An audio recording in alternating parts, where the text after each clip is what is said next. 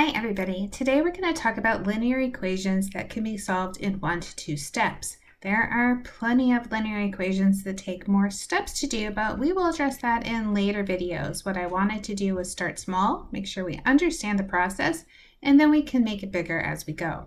Let's start by reviewing what a linear equation is. A linear equation is anything that can be written in the form ax plus b equals 0. In the form is one of those phrases in math that says that just because something doesn't look like a linear equation, it doesn't mean that it's not a linear equation. So this can get bigger and stickier, but today, again, we are going to keep it small. What we want to do is to find the value of x, which means we need to isolate the x in the equation.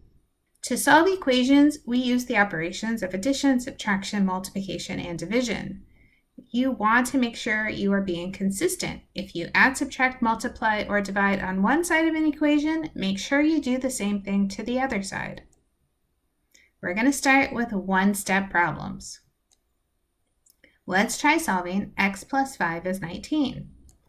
To get the x by itself, I need to move the 5. So what I want to do is the opposite. So the opposite of adding 5 would be subtract 5.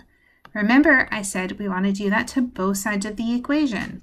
So on the right side, the 5's cancel, and I have x equals 19 minus 5, which is 14.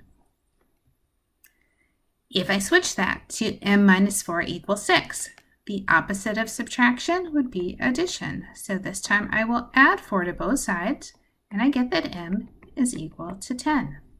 The next one says 3y is 18. Notice the 3y is 3 times y, so the opposite of multiplication will be division. So I divide both sides by 3, which says y is equal to 6. Then I have x over 8 is 5. So the x over 8 is x divided by 8. The opposite of division is multiplication. So let's write multiply by 8 on the left. So I will multiply by 8 on the right.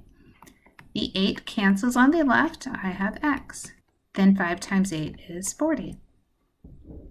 As you're solving, it should feel like you are reversing the operations that you're given. So always do the opposite to isolate the variable. So let's move on to two-step problems. Let's start with negative 2y plus 5 is equal to 17. So we're still going to do our reversing to try to isolate the variable. What I want to do first is to move the 5. So I'm going to subtract 5 from both sides. I have negative 2y. 17 minus 5 is 12. Then let's divide by negative 2. The negative 2 cancels. I have y equals negative 6. As things get larger, you might feel like you want to check your work. You can do that. To check your work, you just plug in your solution to the original equation. So I have negative 2 times negative 6 plus 5 equals 17. Maybe you want to say this is a question mark. Is that equal? Negative 2 times negative 6 is positive 12 plus 5 equals 17, which is true, so we know that we got it right. The next one says 6m minus 8 is 15. So let's add 8 to both sides. I have 6m equals 15 plus 8 is 23. Let's divide by 6, divide by 6. This gives me m is equal to 23 over 6.